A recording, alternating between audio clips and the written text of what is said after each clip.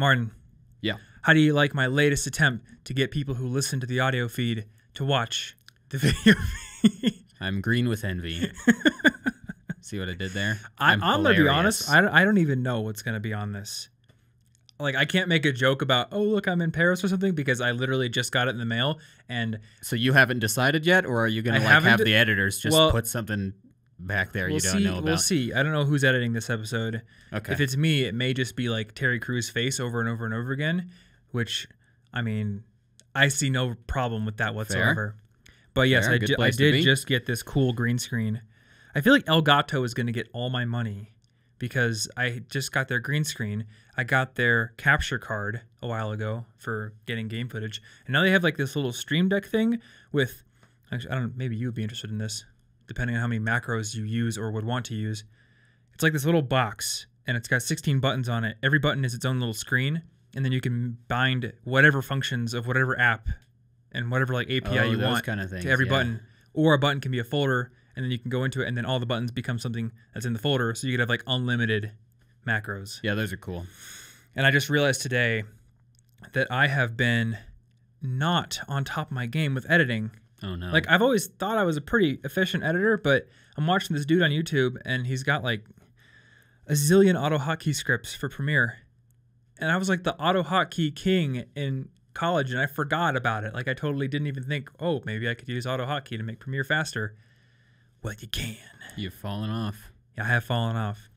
All right, so we're going to do another Weapons of Influence episode today, but I do want to give a little public service announcement to the people at home, nice folks watching on their computer screens or listening on the audio feed. This is actually more directed to the computer screen people.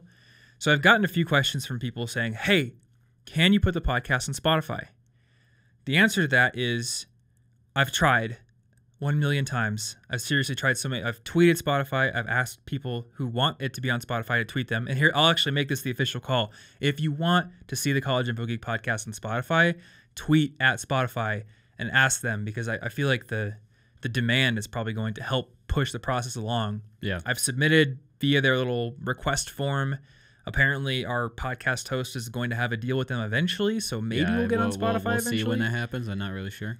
But we've been trying for a really long time. But the more important thing I want to mention here is that a lot of people think that Spotify is the only way to get our podcast if they own an Android phone. And that is not true. No. So if you have an Android phone and you don't have YouTube Red, you don't want to try to download these videos, you don't want to sit at your computer and watch them stream on the internet, maybe you want to take them for a run or to go fight bears or something out in the forest, there are a ton of apps out there. I believe most Android phones have Google Play, and there's a like Google Music. There's like a podcasts section in there. We're on that. There's a free app on Android called Podcast Addict, I believe. That's free, and you can get us there. I use Pocket Casts on my iPhone, but that's also on Android. I think it's like a $3 app. So basically, the upshot of it is you can go into the Android App Store, search up Podcast App, and then download that, search for the College Info Geek podcast within it, and you will be able to subscribe to the audio feed, download episodes to your heart's content, and everything will be hunky-dory. There will also be a link in the show notes for this episode to a page on College Info Geek that explains all this in text and gives you links, so hopefully that will make it easy for people. Tech Support 101. Fair. Tech Sport. Tech Sport. I remember being in Tech Sport. I didn't like it. It was not good. I think I liked it more than you, but I also wasn't in, like, there weren't really calls. I just went everywhere around the college campus and fixed it physically. You were not level 1 help desk, or as they say in the biz, the hell desk. You got to just go and fix problems on your own. And let me tell you, I liked that. In tech support, being able to be either go on site or remote into someone's computer makes the job infinitely better. I mean, you're still sitting on your butt fixing people's Microsoft Word problems all day, but, and that's not a pun, you're not trying to tell them how to do it. You just get to do it. Especially over the phone. It's really difficult. That is difficult. Especially when like their internet's out. So you can't even tell them, hey, go look at this page that explains it. You just have to say, all right, do you know where your Ethernet port is? No, it's not an outlet. It looks a little bit different than that. Let me draw a picture for you with words. I don't know. I do believe that it built some patience in me. In fact, it's possible that every bit of meditation that I would ever gain benefit from has already been done through patience, just sitting on phone calls. Oh, maybe you are a Zen master. We just didn't know. Deep breaths, Tom. Anyway, so yeah, we're doing another episode in our Weapons of Influence series. If you guys aren't caught up on this is a series that goes over Robert Cialdini's book, Influence, the Psychology of Persuasion. And I believe this is episode number 5, right? Because we kind of packed chapter 1 and 2 into the first episode since one was since really one short, right? One was like a little piece and it wasn't really a full... I think this is 5. Wait, this is 5. This is number 5 in our series. Yeah. So yeah, I'm real confused now because the series and the chapter numbers just got in my head. It's minus 1 from the chapter number. Yeah. I always have to remember. There's always like little mental tricks like that. Like, I think like my mom's age is my age doubled or something like that. That helps me remember. Because whenever you try to take someone's birth year and figure out the birth date, you're always just like, is it... Does that work forever? Or no, actually it works this year. It's... Oh, okay, because she probably doesn't gain 2 years that's for true. every age. That actually doesn't... That mental hack has only worked this year. Occasionally. And already I think occasionally it works. Okay, yeah. Well, hey, even a broken watch is right twice a day. And if you just like, I don't know, believe that it's always 5 o'clock somewhere, then... You just get a handful of broken watches and one of them's probably right. I didn't think that would actually coalesce into a decent joke, but it did. Yeah. Or alternatively, it's high noon somewhere. So this episode of Weapons of Influence has to do with authority. Basically, people are able to wield a lot of social influence when either they have some position of authority or there is a perception that they have a position of authority. I listened to this chapter a couple of days ago, but you actually I read it this morning, and you have notes, which I do not. So oh, no. I'm going to be going from memory. All right. But yeah, so tell us some of the highlights that stood out to you from this chapter.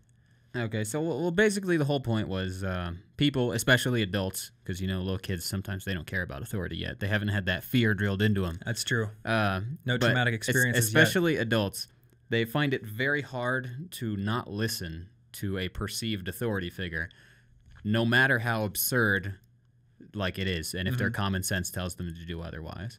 So the first example I think that he gives is the classic experiment where you've got the researcher, and then the researcher gets 2 people, and one of them is going to be the learner, and they're supposed to memorize words. And then the teacher is the second person he gets, and he tells the teacher, every time the learner says the wrong answer, I want you to shock them in increasingly terrible shocks. And there's like this board of switches, and every switch is like an increased voltage. Yeah, and it kept going up to like absurd numbers. And the learner, fortunately, they're faking it. They're not actually being shocked to death for the sake of this. That's great news. And for context, the only view that what is the subject? The teacher? Yeah, because there's a teacher and learner, and then there's like the psychologist who's in the room with the teacher. Yeah. The learner and the teacher are separated, so they can only... he can only hear the learner. Yeah, so he can like hear the learner screaming, "Stop it! This is terrible." But he can't see him like strapped into an electric chair or anything. He just has to believe that it's happening. Yeah, and basically, almost everyone went all the way to the maximum voltage, even as the learner kept screaming, simply because the researcher told them to continue. And they aren't terrible people. They didn't pick like specifically psychotic inmates of of Gotham, They didn't do that. It was, in fact, most of the people started breaking down as they were torturing the learner for their things. Like they were talking about this really poised businessman who came in all professional and calm and eventually was breaking down and like begging for the researcher to let him stop. Yeah. And like they just kept doing it. They were like, "Please don't let me shock this guy again." And then he was like, "Shock him." And he was like, "Fine, I'll do it. You really got me with that." I've read about this experiment before, this book. And I still have trouble believing the results.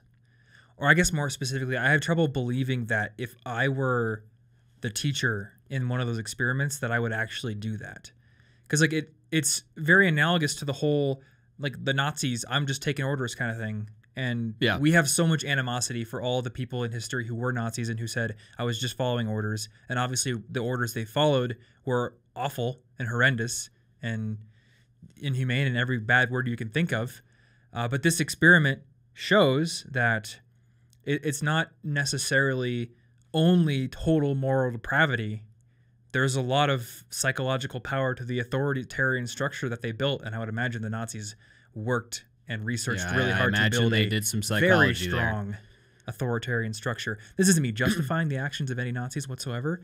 I just want to say, like, I don't think that anybody in that command structure was like, boy, I really just love doing this, and I have zero mental conflicts about it at all. Yeah, and it's also like it's a warning to everyone to just like pay attention, because given the right circumstances, you too are capable of terrible things if you don't watch out for it. I guess that's the main lesson here. Like, how could somebody who was part of the Nazis possibly do those things? Where's their humanity? Well, this right here shows you normal people just in how the far right it can go. circumstances can end up doing some bad stuff. And so before we move on from that, what I want to know is, like, what are your thoughts on how to guard against that? Because there was another part in the chapter where they were showing how status symbols affect people's perceptions of other people and how they behave around them. Yeah. And they did experiments where they would have a researcher in like a Lexus or like a really fancy car, and then they would sit at the green light after it turned green for a few seconds too much, and they would see who honked behind them, and then they would go get into like a jalopy car and do the exact same thing. And the results were that the people in the crappy jalopy car got honked at almost immediately. But if they were sitting in the Lexus or the Cadillac or whatever, then people kind of had some deference. They would wait a lot longer to honk. But then when they asked college kids, and I think it was specifically college guys, what would you do? They said, well, I would actually honk at the guy in the rich car faster because that guy's a jerk. Yeah. He's flaunting his wealth and he's just being a total menace on the road. And in reality, it's the opposite situation. When you actually find yourself, I think it's the same thing where like, you know, kids in gym class are just talking about what they would do to their teacher. Yeah. But then when they actually get into the classroom, they don't do that. I didn't say anything. I'm going to skip school. I ain't going to do my homework. Just kidding. Yeah, I'm not scared of you, Dad. Fine, I'll do it. I am scared of you, Dad. Leave me alone. Or it's like that Key and Peele skit that we can't recite here, but Yeah. People may understand the reference. There's a lot of deference when you're actually in the presence of authority. So how do you guard against this when you know that what the authority figure is asking you to do is morally wrong or dangerous, or you shouldn't do it all? I think the biggest problem here is, one, we underestimate how much this affects us, like all the people who talk a big game and immediately back down. Mm-hmm. They honestly think that they'll do that some of the times. They think they'll honk at the rich guy's car. But they're wrong. They don't know themselves, because this is an automatic response, like most of the things we've talked about in this book. And the thing is, the human brain likes to be efficient, which is why we create ridiculous generalizations. It's why we take mental shortcuts. And it means that when we don't have to think, we don't want to think. We just won't. Well, skip thinking. Yeah. So in these situations, I think it'd be really, really, really important to try and stop yourself and actually think, because sometimes your expertise might actually be more useful than the authority figures, because they had a part where they were talking about a lot of medical examples, you know, and they were talking about how there are a lot of errors that happen in hospitals because the doctor made a mistake and the nurses or the whatever staff just listened, because their job is to just listen to the doctor, at least as far as they're executing it at that time. Yeah. And the problem is, those nurses also have medical training. Like, they know that some of this stuff doesn't make sense. And one of the examples was just completely absurd, because somebody had an earache in their right ear, and then the doctor wanted them to get eardrops in their ear, naturally, because that's where eardrops go. And then he hastily scribbled a note that said, eardrops in our ear.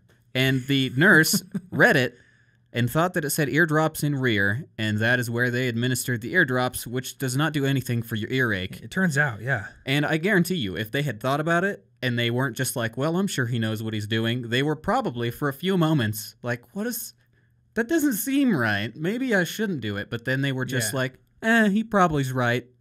We're going to do that. It'll fix the earache. Doesn't even make any sense.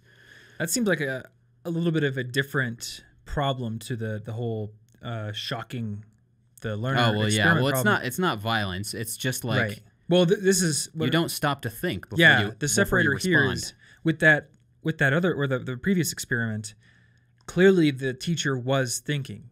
They were anguished about what they had to do, but they felt like they were powerless. They felt like they had to do what the authority figure had said. Whereas in this nurse case, it's a different problem. And this is a phrase that the book uses a lot, and I don't think we've used in this series. It's like a tape in your head, just like this click whir response, like run the automatic tape because of some social influence factor. In this case, authority. Doctor said put the eardrops in the rear. I'm not going to think about that. The doctor said to do it, so I'm just going to do it. Yeah. Well, I suppose in that case, I would hope that they thought for a few seconds before they just decided, my thoughts didn't matter. Yeah. But yeah, in the case where you're very directly not wanting to do it and you know you shouldn't and you blatantly shouldn't. Right. I guess. I just don't know. I don't. That's a hard situation because actually a better example was the people on the railroad tracks. What was that one again? So these people, I think at least the one was a veteran. I can't remember his last name. Right. But it was 3 guys, and they were protesting U.S. military equipment going to Nicaragua, I think. Mm-hmm. And so they told everybody, hey, we're going to be on your railroad tracks, and you're going to have to run us over if you want to go. So you should stop. They pre-warned them, so it's not like the military were surprised. They weren't like, oh, whoops, people, I didn't see them. We ran them over. They knew about it. And what happened was, because they were not ordered to stop, the people running... I think they were ordered not to stop. Yeah, they were ordered not to stop, and they just kept going. And 2 of the guys of the 3 luckily jumped away and were like, well, geez, nobody cares, I guess. Yeah. The 3rd guy got his legs ran over. Yep. And they were also they were ordered not to help him, so they did not have any military medical assistance or ambulances help him, and his family tried to stop the bleeding for 45 minutes until another ambulance came. And this guy didn't even blame them because he said, well, I served in Vietnam for 4 years. Yep. They were just following orders. They're the fall guy. Exactly. It's not their fault. It's the fault of this incredibly authoritative structure that gives you no reason to think for yourself and punishes you when you do. And it went further than that, though, didn't it? Because didn't the employees who were driving the train actually sue that guy? Yeah, that's the best part. For putting them through like psychological trauma because they were forced to run him over. They felt forced to run him over. They were so unable to not listen to authority that instead of saying, it's my fault because I listened to authority instead of running that man's legs over with a train, they said, well, obviously I had to run your legs over. You're the one who put him there. I had no control, so it's all your fault. And then they literally sued him. That's ridiculous. Because clearly they had some actions they could take, but they were so unwilling to take responsibility for them that they literally filed a lawsuit against somebody who got his legs cut and was left to bleed for 45 minutes. Yeah, it's crazy. I've been in situations before, obviously not having to run people's legs over, but where an order from authority will come down and it doesn't make sense. I don't think that I actually just unconsciously do the whole quick, like, click whir thing and just jettison my critical thinking right away. What happens in my memory is I look at what the authority figure has said, I compare that to what I think, and I'm like, okay, I guess my model of reality must be broken because it's in contrast to what this authority figure is saying. So it's almost like this confusion, and in the confusion you defer to the authority figure you say, I must just be wrong. because they have authority. You know, and the weird thing is, like, in the book it said that it doesn't even have to be real authority. Like, there were commercials for medicine from a dude who played a doctor on TV. I don't remember on which show, but he literally was an actor, and people knew he was an actor with no medical training, but it still worked. He wears the white lab coat. In fact, I should be wearing a white lab coat right now. What am I doing? I'm wearing a t-shirt. Man, this is a terrible authority figure costume right here. At least you got like a long sleeve shirt going on there. You don't even have to be a real authority. It's just so ridiculous. Also, in a hospital example, another one was they had a guy who the nurse had never met say he was a doctor and prescribe a patient a drug that was not even approved for their use at twice the maximum daily dosage. Yeah. And then, in almost every one of the cases, the nurse just went to do it. Now, luckily, they were stopped by the researcher who was like, whoa, before you accidentally kill this patient, this was a test. You did not pass this test. Yep. But, so they didn't, do anything terrible for the experiment. But they didn't even know this doctor, and also it was against the rules to take any sort of prescription over the phone, too. It was just like, he's a doctor, I listen to a doctor. And so that was an experiment. Yeah. But this is something that I think people may actually have a good chance of running into in real life. So when I did my internship at Principal, this was back in 2011 when I was a sophomore in college, or just done with my sophomore year. I was in the IT department, and one day I got a call, and I pick it up, and it's from somebody outside the company. But he was like, "Hey, I'm a systems analyst with this contractor that works with your company, and I need to get like version numbers of the software you're using. I need to know like what kind of firewall you guys are using." And he made it sound like my boss had kind of like said I should do this. Like, oh, your boss said I could call back and get this information. I'm calling you. And there was like this little thing in my head, like, he sounds legit. It sounds like he's above my pay grade because I'm just an intern. But luckily, I had been told in my previous job at the campus university, this is called vishing. I think in email it's phishing, and then on the phone it's vishing, I guess, for some reason. I don't know why. I don't know. But basically, they're fishing for information by posing to be somebody they're not, and then hoping that you'll just tell them things over the phone. And if I were to tell them version numbers of the firewall we're using, who knows? Maybe they realize that, oh, hey, the company's not running an updated firewall, and that one actually has a vulnerability in it. Now I have a target that I can attack. Yeah. So I told him, if you want that information, you can call my boss. And didn't tell him anything, because I've been trained on that. But I think that's what you have to do, is you have to train yourself against these specific instances, and you have to train yourself to recognize when the authority doesn't make sense. Yeah. Or when it's in contrast to something that you know you should do, or a direct policy or something like that. Yeah.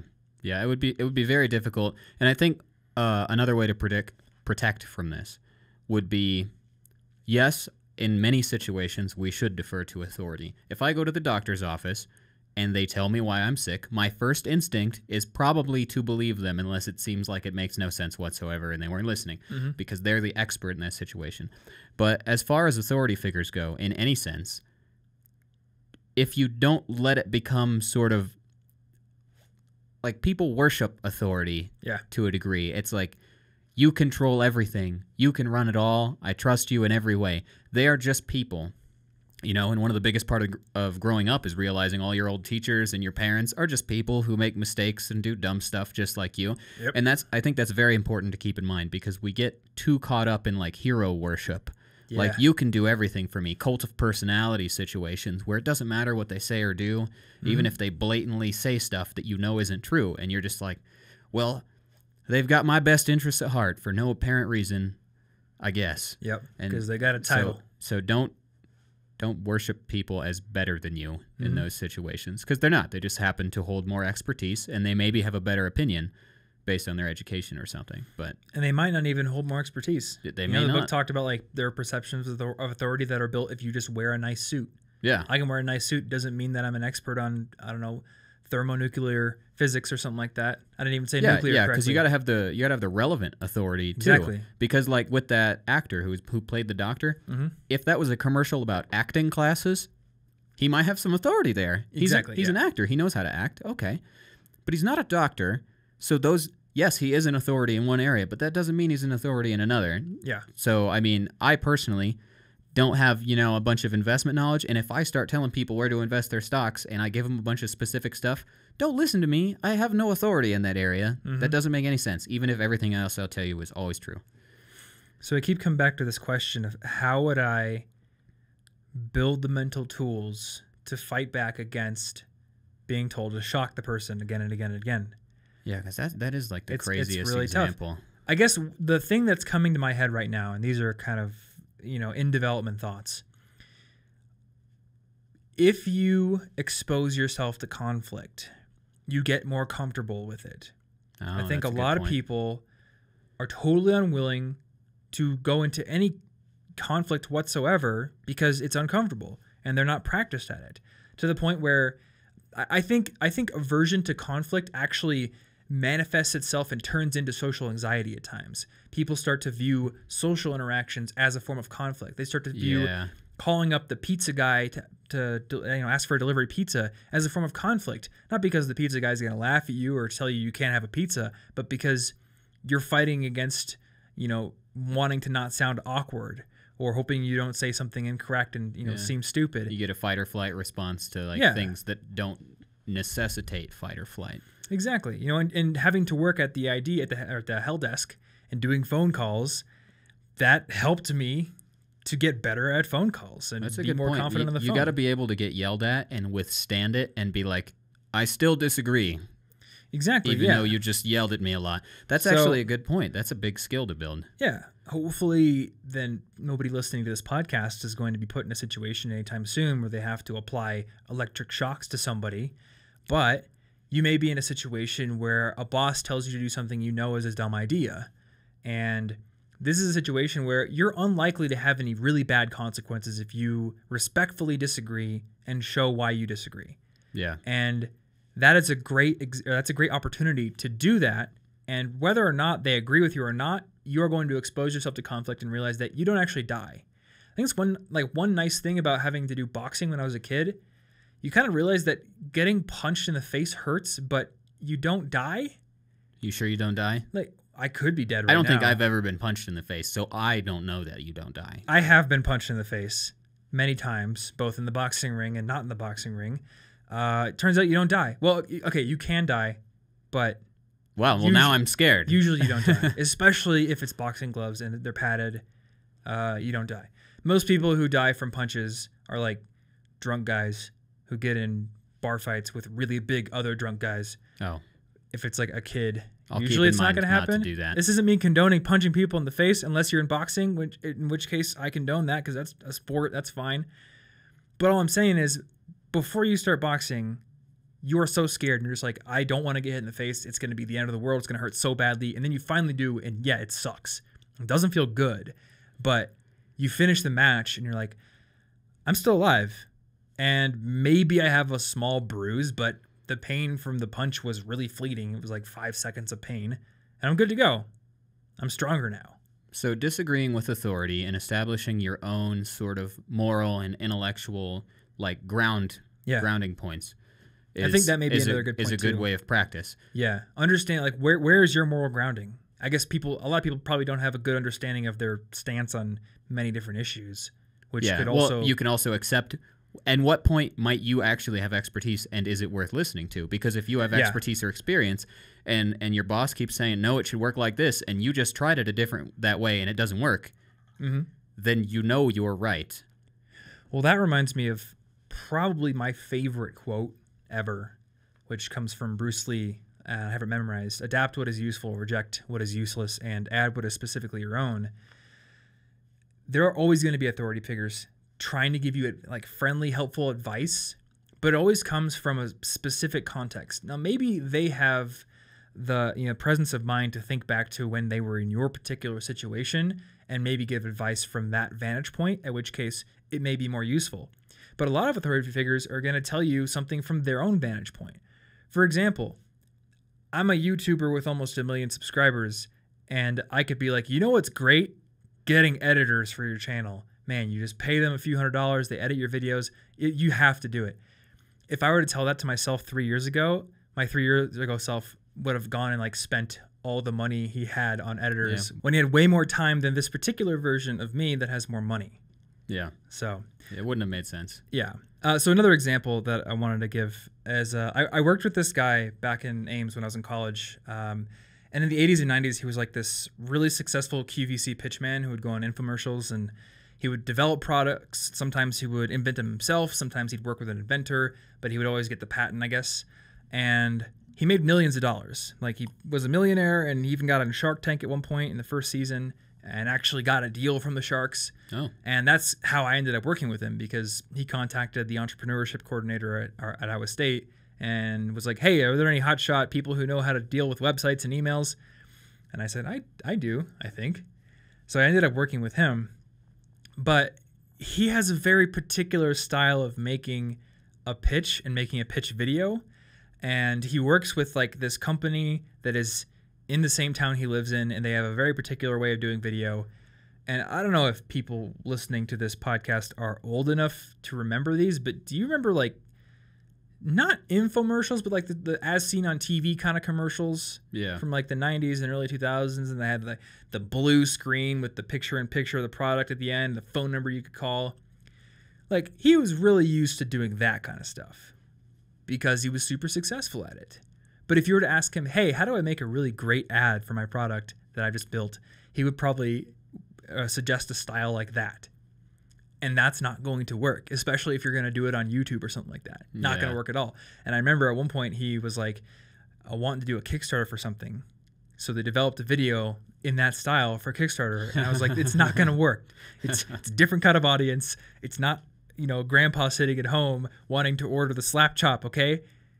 It's a different kind of audience. They're way more cynical. We've been on the internet. We've seen too many memes. We've been on Reddit for too long. Yeah. You got to make it a little more dry humor. You can't just do it this whole way. So again, like you said, it's not somebody who is trying actively to not be in your best interests. It's just they're coming from their own perspective, and maybe their perspective is older and successful in the past, so it has some authority attached to it, but it isn't necessarily right. Yeah. So yeah, that's that example. So I guess to wrap up with that question, figure out your own moral standing, practice exposing yourself to conflict when you believe that you are on the right side of the conflict, and you may learn that you're not. Yeah. And then you're going to hopefully strengthen your beliefs and strengthen your own resolve to resist authority, especially in cases where it conflicts with your morals. It's really scary to say no. That's why, actually, it's one of the most important skills you can build is saying no, because there are so many things that use your time or make you do things you don't want to. Just say no to drugs. Just say no every time. Mm-hmm. Say no to everything. Say no to everything. Even job offers. Say no to them all. That'll throw them for a loop. They'll have to offer you more money. It'll confuse them. You said them. no? Actually, there's a good point. One thing that I noticed with a lot of college students is they naturally view the job interviewer when they go into a job interview as a figure of authority. Fair enough. They're the people holding the purse strings. They are higher up in the company than you are because you don't currently work there, and you're probably going to be a grunt if you do, unless you're, I don't know, being interviewed as a CEO candidate or something. Yeah. So clearly they are in a position of authority. But what I notice is a lot of students will treat the interview as almost like an audience with the king kind of situation, and they won't confidently sell their skills well enough because they feel like it is a privilege being granted upon them by some benevolent ruler, rather than what it really is, which is a mutual discussion between two different parties who have things of value that they want to see if it would be a good idea to exchange. Yeah. I have time and expertise, and possibly I'm skinny enough to fit into a drain pipe if you need that fixed, and you have $8 an hour. Well, is that $8 an hour worth it, given the job culture, given the people I'm going to be working with, given the commute, all those factors? That's what I'm trying to figure out. And am I worth it as a potential employee? Do I seem like a jerk? Do I have good experience? What's my resume like? That's what you're evaluating. So we're both being evaluated by the other. And I think this is really important to know when you go into an interview and to keep in the back of your head. There is some respect due to the interviewer, but it is not an opportunity for you to roll over and just be like, please give me a job. I need it. Yeah, unless they're hiring a yes man, in which case you're going to do great. No, don't be a yes man. Well, they're hiring specifically. That's the position. Turn that job down. Nobody listening to the Say CIG podcast is allowed to be a yes man. If you're a yes man, turn this podcast off right now. And then like 15 people just said, yes, sir, and turned the podcast off, and we lost part of our audience. I don't care, because now we don't have any yes men in the audience. Yeah, so I guess especially even in that case, it's not even just saying no to that authority that you're perceiving. Mm-hmm. It's saying anything at all other than what they directly asked you. Yeah. It's being able to speak your mind and not be afraid that it's about to get shut down and that you were never worthy of speaking it in the first place. Exactly, yeah. Also, actually, I was really afraid of talking back to my dad growing up. Oh, well, because my dad is like good reasons to do that. A 250-pound power lifter with a master's degree, and he was very intimidating, and he had a mustache, and he looked basically like a drill instructor growing up. So I was always very afraid, to the point where like he taught me how to start the riding lawnmower. And when you start a riding lawnmower, you have to know how to work the choke. Well, a lot of times I wasn't very good at working the choke, and I would flood the engine, but I was so scared of telling him I flooded the engine. I would just be like, I'm just going to put the riding mower away and just use the push mower. And it would take me twice as long to mow the lawn, because maybe he didn't properly teach me how to do the choke. Maybe he wasn't patient enough, and like maybe he didn't supervise me doing it enough times. I don't know. Maybe I just sucked at it. But because I was so afraid of authority, it wasn't even like conflict against him. I was so afraid to show a mistake. Yeah. That I would have cut the grass with scissors. Rather than tell him again, I flooded the engine again. It would have, or I would have paid someone else to do it. Yeah. And I think these kind of experiences, specifically with your dad involved, are something that everyone's had, you know, going throughout their life. Like, I'm sure everybody's got examples. I know I have examples of plenty of times where I either haven't wanted to, like, say something because, I don't know, they're going to be mad at me. And, well, I don't really know what that means, but I'm scared of it because I just imagined it being 1,000 times worse than it actually is because I'm not used to it. And this may be a good time to talk about the flip side of authority, like when you're in the position of authority. So you just said, like, there are times when maybe you're scared to say something because you don't want someone to be mad. I wonder if there are times that you don't say something to me because, like, I'm still kind of the owner of the business. Well, I know, I like, often don't want to interrupt you while you're working on something. And I'm like, well, he's doing that. I'll just do something else, I guess. You know, and I feel bad about it, but, like, I get really into the kind of things I'm doing, and I'm bad at estimating how long it's going to take to, say, edit a video. So I'll say, like, it's going to take probably 90 minutes, and then it takes 3 hours or something like that.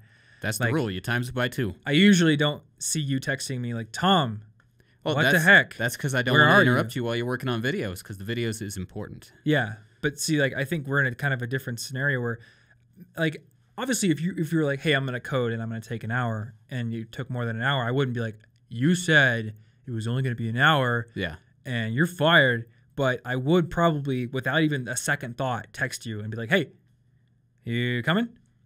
But you don't do that. And I wonder if there's a part of, like, there's the probably authority some dynamic. Sort of subtle something in there. Right, yeah. And so, I mean, I guess maybe there's a lesson for both of us in that. Number one, maybe you should just tell me that I'm being a dingus, even if I am the owner of the business. But two, I need to understand that being a person in a position of authority, people are automatically going to defer more often. They're going to not speak their mind. And that can actually be a weakness, because that may encourage me to do things I shouldn't be doing, or to follow bad habits for a lot longer than I could be doing. Yeah, and if you hire people that don't speak their mind, or you run a team, or any situation in which you're in authority, if the people below you speak their mind, you will get far more good ideas because, one, they're probably the people doing the grunt work. They know what it actually means to do the grunt work, and you maybe don't anymore. Yeah. They've got good ideas. And if you shut them all down, well, then you can't really grow. Exactly, yeah. But also, that's so unconscious, though. Yeah. It reminds me of the, what was that book? Good to Great, where they were talking about how every one of the Good to Great companies had this, like, inner circle of people, and none of them were yes men, which means none of them listened to the College Info Geek podcast. They yelled at each other all the time when they were like fighting about their ideas. Exactly. They all go to battle for their ideas. They'll yell at the CEO just as much as anybody else. Who cares if he's in a position of authority? Because I think it should be done this way. And then they all go out for dinner and they're hunky-dory because it turns out that conflict is not the end of the world. And in fact, in a way, conflict is what drives evolution and drives progress in many different ways. Obviously, it can be very destructive at times, but there is a constructive aspect to conflict. Yeah, and it's not like they hated each other. I believe they were saying that, like, and after that, once a final decision was made, they all shut up and they got behind the final decision, and that was it. But if you don't fight for your ideas, you can't make a good final decision. You didn't have all the ideas in there. Yeah, exactly. But it's so unconscious that, like, if I am not texting you for those reasons, I would not even have predicted it. I wouldn't know. Yeah, that would make sense. Same thing with anyone. So even if you don't think people are not doing something because you're an authority figure, they might be, and they might not even know it. Yeah. So maybe it'd be worth it in any sort of position like that.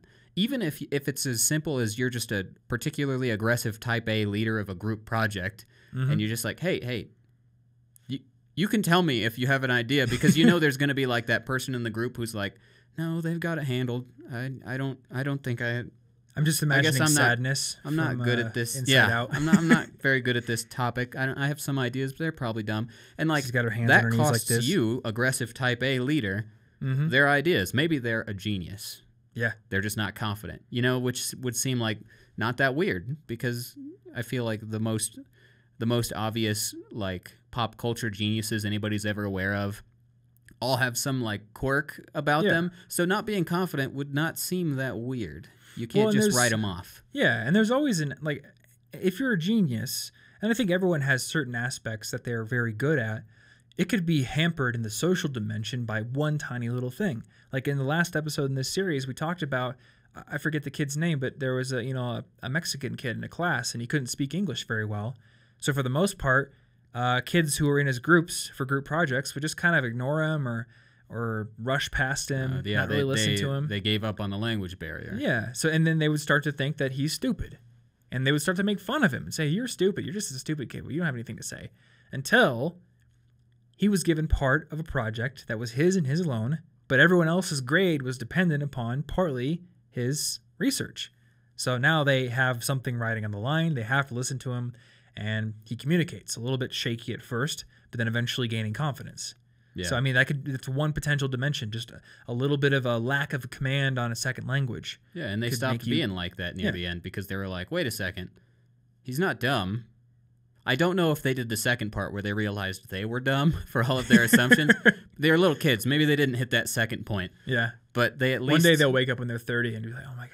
Yeah, that didn't make any sense, did it? I was dumb. Yeah. I have a lot of those moments, actually. I'll just a random memory will come back from my childhood, and I will be like, I didn't want to remember that. Oh, I hate those. Actually, I'm really ashamed of that. Just like, go away. That didn't happen. I didn't do that. Okay, so to wrap this up, this chapter talked a lot about the different factors that make people think someone is an authority figure, even if it's not actual expertise. So I think physical size was actually one. Well, conversely, they thought people who had higher titles were taller. Yeah, that was interesting too. Like if the same guy comes in, they say as a student, he's this tall. They say he's a lecturer, he's this tall. They say he's a professor, suddenly he's like 5 inches taller. Yep. In everybody's minds. That was really interesting. For no reason. Also, what interested me, and I think you mentioned this before, there was a professor, and he was like traveling the world and talking to people, and every time he would tell people, because they would ask him naturally, what do you do? I'm a professor. The same people who had been all jovial and having a great conversation, expressing their minds freely, all of a sudden clammed up. And now they're all deferential and they tried to sound academic, and they're like, oh, well, yes, that does seem to make sense as an educated point of view, good sir. I too have gone to post-secondary education. This is not why I'm talking to you in this bar right now. Yeah. It's supposed to be fun. So he was saying that he now lies, and he just says, like, I'm an electrician or something like that. Yeah. Which it's kind of funny because he's in the opposite situation where most people, they're trying to lie to seem more authoritative. Like somebody will say, I'm a professor. Actually, I remember there's a video on YouTube, and maybe we can find it. A kid he comes into the class, or maybe this is from a movie. I can't even remember now. It's either from a movie or it's an actual YouTube video, and there's probably vice versa versions of this. But he comes into the class, and I think somebody starts making fun of him. So he goes up to the front, and he just like writes his name on the board, and he pretends that he's a substitute teacher. And he starts teaching the class, and then I think there was actually a sub supposed to come in that day, and she comes in the room, and he doesn't want to break the con, so he just says, oh, I was supposed to teach this class. She goes home in tears. This may be from a movie. I just can't remember what movie it's from. Oh my God. Okay, you know what it's from? No, I don't. It's from Catch Me If You Can. I don't even know That's what it's from. You haven't seen that movie? I haven't seen a lot of movies. That movie and the book it's based on. Movie? That movie and the book it's based on, which you may like the book better. I like the book better, is fantastic. So there's guy, Frank Abagnale Jr. He's like, his dad was in really bad financial trouble when he was growing up, and his mom left him. So he just decides to become a con man. Like, I guess it started really innocently, quote unquote, enough where he just forged a couple of checks. But then it wasn't innocent, but it went from forging a couple of checks to be able to pay a couple of bills to getting pilots out for a uniform, and then posing as a Pan Am pilot and cashing thousands and thousands of dollars of checks. And then he eventually posed as an actual medical doctor, and he posed as an actual lawyer. And he was a smart kid, so he would just read the textbook to pass the bar exam by the skin of his teeth, or he would just stay one step ahead of the doctor duties by trying to listen to what people were saying during operations or during procedures, and then going and hiding in a closet and reading up on it. And he was able to do that, but he exploited a lot of authoritative principles. And actually, that movie is a masterclass in how people exploit authoritative principles to pull cons. Yeah. He does a ton of them. He goes into the bank wearing the pilot's outfit and has a bunch of, stewards, hanging out with him. And the bank tellers, who before would always say, I need to see some ID for you to cash this check, They see the pilot outfit. They see the stewardesses. Sure, I'll cash that check. No identification needed, because it's all about authority. Yeah. Man, I should have thought about that before this episode started. That is like the movie to watch to go with this chapter of the book. Yeah, apparently. Or read the book itself. I actually read the book before I watched the movie. But I think the movie maybe won an Oscar or something. It was a really successful movie. It's got Leonardo DiCaprio in it. And I forget who made it, but I think Spielberg made it, actually. Yeah, it's a good movie. I actually watched it pretty recently when I was at a hotel for a conference. But yeah, so there's obviously like the way you dress can be an authority signal. So people wearing like a well-tailored business suit, people wearing a lab coat, people wearing like a judge's robes or something like that. There was or a cop outfit. There was a big one. Yeah. There's a scam they talked about in the book where they would find like an old lady who lives alone. And one of the con men would go there wearing a nice, sharp, crisp business suit. And he would say, hey, we're actually investigating some potential fraud at your bank. So what we want to do is have you go to your bank and take out all of your money so we can see if any of the deposits were affecting your account. So she would do that because the guy looked authoritative. He looked like he works for the bank. And then he comes back maybe a couple days later and says, hey, good news. Turns out that none of the money in your account was affected by the fraud going on. And I've brought my friend with security card to the bank here. And the other guy shows up wearing the bank security guard outfit. And he says, well, it's actually past closing time at the bank, but if you want, we can just have this guy take your money back to the bank. And a lot of times they will say, okay. Well, they're all happy. They're like, yay, my account wasn't affected by this. Well, it was. It turns out. So they've appeared to help you out, and now they're looking like they work for the bank, and they just will take your money back to the bank, except they won't. And now all your money's gone. Yeah, literally all of your savings. What a... Yeah. Man. People are bad. That hurts. So there was that. There's like status symbols, like again, driving a Lexus or something. Jewelry if you wear like 50 chains. You know? That's why realtors will go buy an expensive car. You know, they don't want to look like, you know, if your realtor pulls up in like a 1995 Civic and they're like, hey, let's go look at some houses.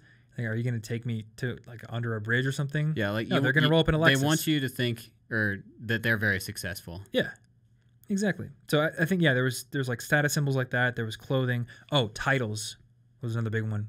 Yeah. So if you're professor or if you're officer or whatever, if you have MD at the end of your name or PhD. Yeah, that's why you become a burger technician. Burger technician. You know, you talk it up, make it a really cool sounding title. Facilitated transactions at a reputable establishment for the consumption of hamburgers. And yeah, you're hired for CEO position. Cool. Were there any others? I can't remember if there are any other like things that cons use. It was titles.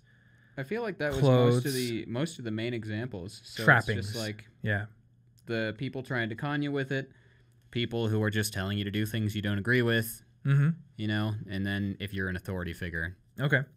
So I guess the one thing I'll wrap up here with is in the how to say no section, it mentioned that a lot of times the reason authority works well is because it catches us by surprise. So in addition to understanding your moral grounding, in addition to exposing yourself to conflict and building some practice in that area, whenever you have a little inkling of confusion in your head, just ask yourself, like, does this person actually have the requisite the requisite expertise or knowledge or whatever it is that makes sense for what they're asking? So like a police officer is like, I need you to take this red pill. Clearly an authority figure, but yeah, basically, when you find yourself confused, it's a really good time to be like, wait, don't take any actions. Why am I confused? Or even if it's a doctor. Do police officers normally hand me pills? They don't normally. Actually, I don't even think doctors normally hand you pills. I think I go to the pharmacy and I get those pills, don't I? And you write me a prescription. And also, you would be my primary care physician, not just a random guy wearing a lab coat and a stethoscope. Yeah. So it's all about noticing confusion and then, again, having the courage to enter in a little bit of conflict if you believe that you are right and they're wrong. Well, you definitely got to enter the conflict, because if you're like, well, I'm fairly certain that this is a random person, but I'm kind of afraid if they're a real doctor, so I'm just going to take the pill. That's obviously a terrible idea. Yeah, don't do that. I don't want to be awkward. He's wearing like super baggy jeans and an Affliction t-shirt. His face is painted like a juggalo, but I don't want to embarrass him. I don't want to embarrass him. So sure, I'll take this strangely shaped pill. of Yeah. dubious origin. Yeah, it's definitely when you're confused, stop and then be willing. Where can you try out conflict in a way that's like consistent, but not you just being a jerk, you know? Because if you're just like, you're wrong, teacher, you're wrong to everything they say, you're just practicing being Debate club. annoying. That's a good place. There's a subreddit on reddit.com called, I believe it's Convince Me I'm Wrong, where people will just start a thread like, I believe that gay marriage is wrong. Convince me I'm wrong. There's all sorts of crazy, super controversial threads like that. And then you go in there and people are just definitely a subreddit having well-written arguments. You know, we'll have it in the show notes. I thought it was named something else, like Change My View or something. That's what it is. Yep, it's Change My View. Not Convince Me I'm Wrong. Oh, see that? I just challenged his Boom. Reddit authority. Yep. And now I we have the right been answer. on Reddit more than you. I think it's actually Convince Me I'm just kidding. Yeah. Well, we just make that subreddit and redirect it, and then it'll work. That's true. Yeah. We'll have it in the show notes. But yeah, I believe it is That's a good Change My one, View. though. That's a good subreddit. Debate Club would be a good thing. I think maybe our friend group was actually very helpful because we just argued all the time. Yeah, we like to everybody just devil's advocates random positions when they want to. Mm-hmm. Though I do believe that you have to also practice it in real situations. Yeah. You and Quentin, Well, I can say something it's stupid. Just you can't force the real situations to come just for conflict. Just be ready for when they happen. Don't go up to your teacher and be like, I don't believe you're a real teacher at all. I think you're actually a zebra underneath a human mask, and I'm going to remove your head to prove it. Like, you need to have some sort of justification for entering into conflict. Yeah, see, because that's the problem, because you can't practice the real stuff when you want to. It's not an on-demand, I'm just going to go start a fight with somebody. Mm-hmm. And I think you also need to do it in person. It's pretty easy to enter into conflict on the internet, especially when you're an anonymous person Why on else Reddit. would people break up over text? Yeah. It's because they're afraid of the conflict. Yep. Yeah, I really do think that there is a separate skill in looking someone in the eye and saying, I disagree with you. Yeah. Especially when they're an authority figure. So you do need to practice that. And maybe debate club is a good starting point for that if you're in school. But I'm sure there are other instances. And even if we can't think of a whole lot of ways to seek out conflict, I think the main message here is don't shy away from it when it's justified. Yeah. Call the pizza guy. Yeah, and before you electrically shock some people, at least try to stop. See what happens if you leave. Yeah. Do they detain you and say you're going to keep doing it? I don't know what to do in that situation, but I don't know. Also, the fact that we have that thing in knowledge, we know about that experiment, means that if we're ever forced into a situation like that, we can think back and be like, wait a second, are we about to be that person who shocks the... Because I said that I wouldn't be that person. I was convinced that wouldn't be me. So now that I'm in this scenario and I can see that it is very analogous, like it'll be easier to awaken you to what's actually going on. Yeah. Yeah, so just keep that in mind, I suppose. Cool. Well, we will have all the things we talked about in this episode within the show notes, which you'll find at, what is this, 197?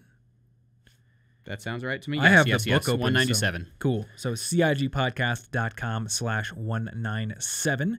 Or if you're watching this on YouTube, the description down below will have that link. So check that out. We'll have everything we linked to in those show notes for your reading pleasure.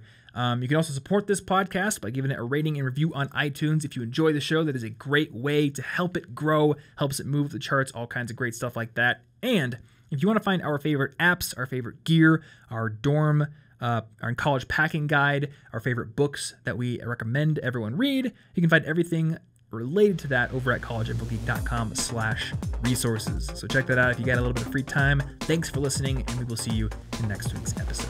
Stay cute.